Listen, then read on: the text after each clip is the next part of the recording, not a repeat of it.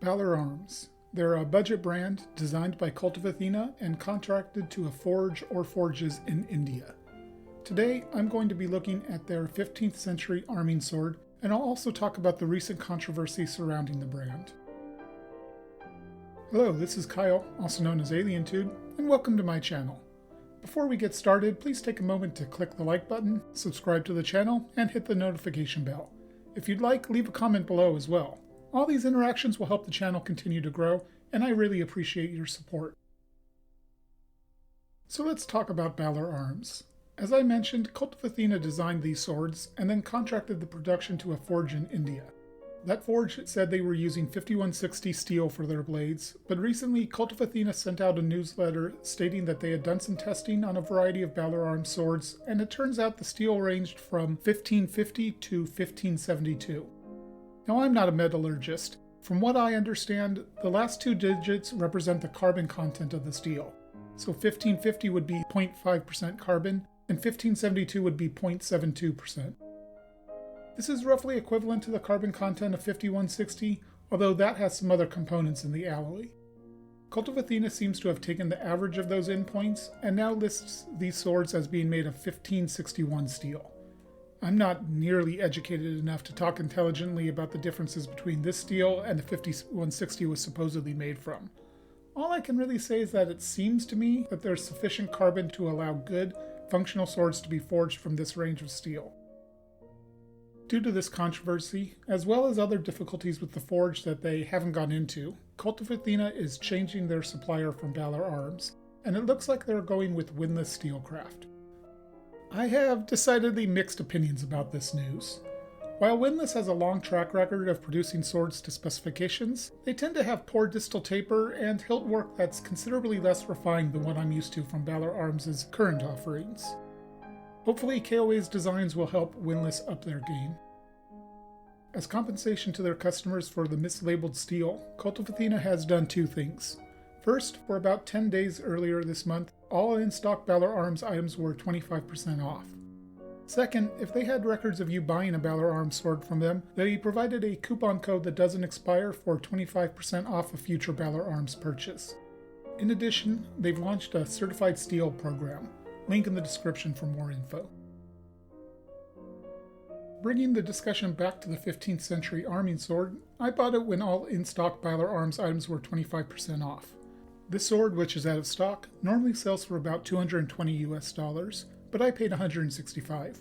Sharpening, shipping, and tax brought the total to about $221. This sword is representative of an Oakshott Type 18 sword, which was a one-handed cut-and-thrust balance sword that saw use in the mid-14th to early 15th century. They featured either a flattened diamond or hollow ground cross-section, and an even profile taper to an acute point. Some have a short fuller, but it's not a requirement of the type. Balaur Arms' version doesn't seem to be based on any particular historical find, but rather is a plausible design.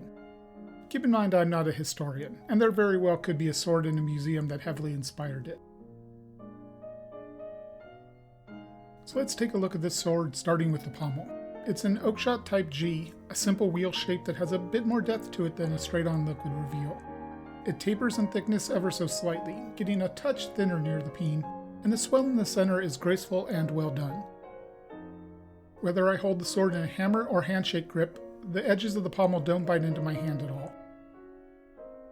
The pommel is peened, and the peen is pretty much what I expect for this price range.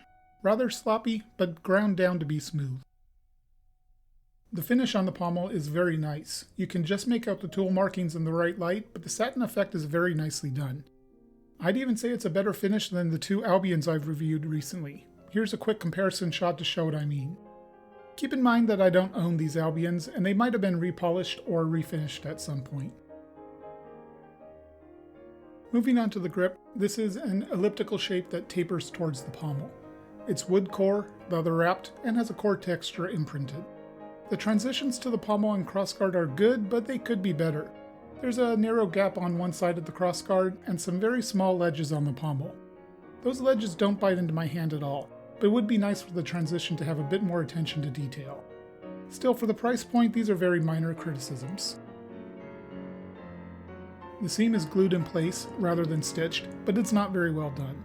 There's ledges on the risers near the crossguard, and while they don't bother me while I'm holding it, I think repeated use would probably cause the seam to separate more, eventually necessitating replacing the leather. Overall, the grip does perform well. I have no issues indexing the blade, and it feels good, but there's definitely room for improvement. The crossguard doesn't really conform to any specific oakshot type, but it's something of a simpler Type 11. It's a pretty plain shape without a ton of dimension, but it looks nice. The shape is rectangular, but the corners are chamfered in a way that it doesn't bother me if my hand bumps against it. The finish is approximately the same as the pommel. The gap where the guard meets the blade is well done for this price range. It's there and noticeable, but it's not all that large. It's definitely not an Albion's class, but I'd never expect that level of perfection for a couple $100. Unfortunately, the guard has some other problems. There's what I consider to be quite a bit of rust spots and pitting here. I'm just going to put up several pictures, along with close-ups from my pocket microscope to show you what I mean. Aside from this sword, my other recent Balaur Arms purchase, the 15th century German longsword, also had rust on it, and I've seen some pictures of other people who have bought new BA swords and had rust on the fittings as well. This is rather telling about Cult of Athena's quality control. Either they're not storing these swords properly oiled, they're not inspecting the swords like they used to, or they're allowing these kinds of flaws through without caring about them. None of these are a good look for Cult of Athena, and I really hope they get better about this. Taking a look at the scabbard for a moment, this is probably the best fitting scabbard I've received from Balaur Arms. It's pretty plain in appearance, but there's only a small amount of rattle, and the retention is exactly how I like it. My only real complaint about the scabbard is I wish the shape had the same finish as the pommel and crossguard. The shiny mirror polish kind of clashes with the hilt. Now it's time to talk about the business end, the blade. As usual, here are the measurements I've taken of the sword, as well as Cult of Athena's specifications. As you can see, this sword is extremely close to those specs, with the main difference being a slightly shorter grip and a better execution of distal taper. This one starts at nearly 7.5mm thick, tapering across the entire length of the blade, ending at about 2.5mm at the tip. Although it doesn't feature a reinforced tip like a dedicated thruster, there's enough thickness there that it should provide good durability in the thrust. This sword is hollow ground, leaving a prominent central ridge that isn't perfectly straight. It wobbles here and there, but it's pretty close. Near the tip, the cross-section transitions into something closer to a flattened diamond, which again should help with thrusts. The central ridge keeps the blade relatively stiff, while still flexing nicely near the sweet spot. The finish on the sword is a very shiny satin. It's not a full mirror polish, but it's definitely brighter and more reflective than most satin finishes I've seen.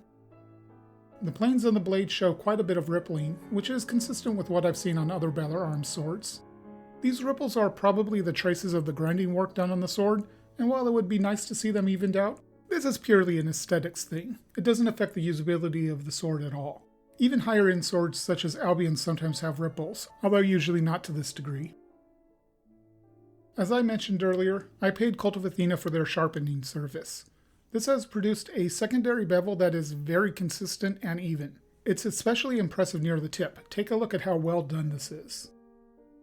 Unfortunately, despite all this, it's just not very sharp. I tried cutting paper, and I just wasn't able to do it. Let me clarify that I don't expect swords to be sharp enough to perfectly slice paper. That's not their intended purpose, and cutting paper requires a sharper edge than you might think. But even with that said, I do expect the sword to bite into the paper to some degree, even if it tears more than cuts. This sword just kind of rubs against the paper. I'm probably going to need to get this touched up a little bit before I'm satisfied, although it probably won't take much effort. Since I'm still nursing an elbow injury, there won't be any cutting footage in this review. I plan on doing a second part once I'm able to cut again, and I'll make sure to do some cutting both before and after I have the edge touched up. Because of that, it's rather hard to talk about bottom line here.